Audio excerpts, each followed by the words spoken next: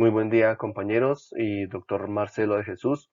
A continuación, mi presentación sobre la política pública educativa.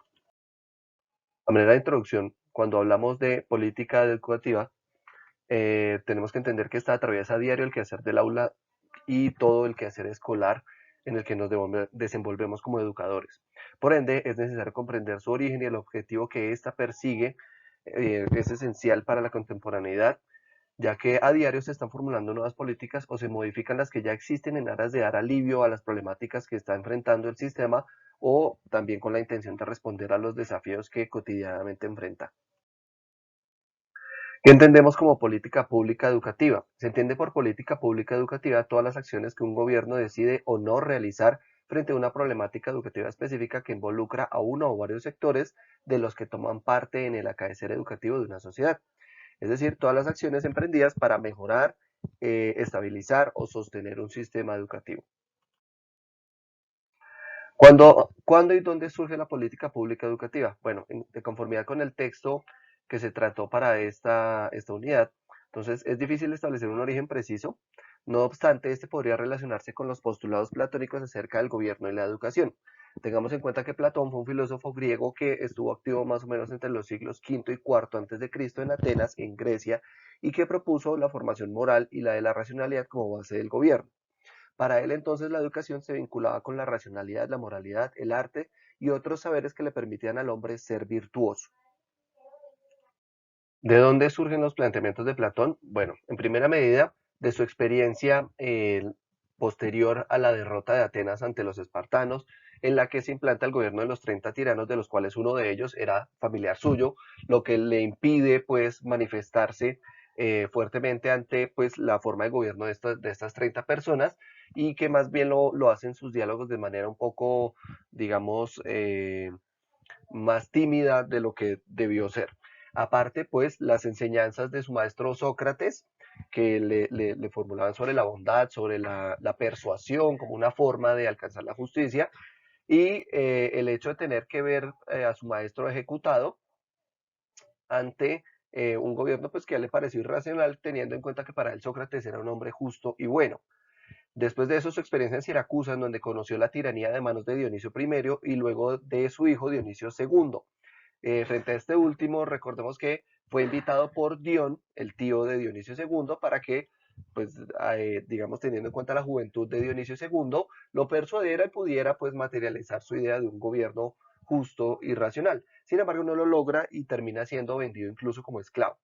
Finalmente, después de viajar durante mucho tiempo, eh, lo que hace Platón es fundar su academia y en ella materializa su ambición y su doctrina, su ambición principalmente de formar una élite que fuera racional y capaz de distinguir entre el bien y la justicia. ¿Qué planteó Platón? Bueno, en su doctrina él promovía el interés no por formar filósofos entusiasmados por el saber, no más cultos como los sofistas, sino más racionales y conscientes de sí mismos. También él entendía a la educación como el arte de movilizar el alma hacia la verdad, el conocimiento, la sabiduría, es decir, la ciencia.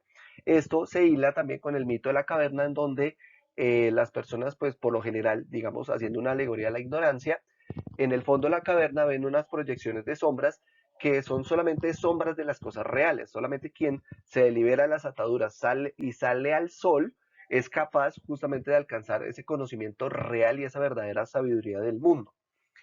En este sentido, Platón sostiene que aquel que sale de la caverna luego tiene la responsabilidad de regresar y liberar a sus eh, digamos, cocavernarios, por llamarlo de alguna manera.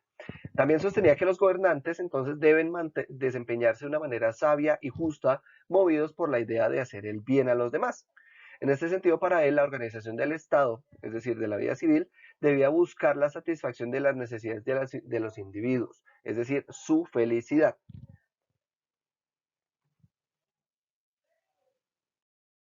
¿Fue el planteamiento de Platón el inicio de la política pública educativa? Bueno, a decir verdad no lo podría afirmar, tampoco negar. Sin embargo, planteó dos elementos claves que bien pueden relacionarse con el surgimiento de la política pública educativa. En primera medida fundó la Academia de Atenas, desde la que pretendía la formación de una élite capaz de distinguir la verdad y la justicia, que le permitiera desde ahí llevar a cabo la regeneración de la ciudad. Además de eso, pues planteó una organización de la sociedad civil en tres clases sociales: los artesanos, que eran los encargados de la producción; los guerreros, que eran los encargados de la defensa; y los gobernantes, quienes se encargarían de la administración de la política y del gobierno, perdón.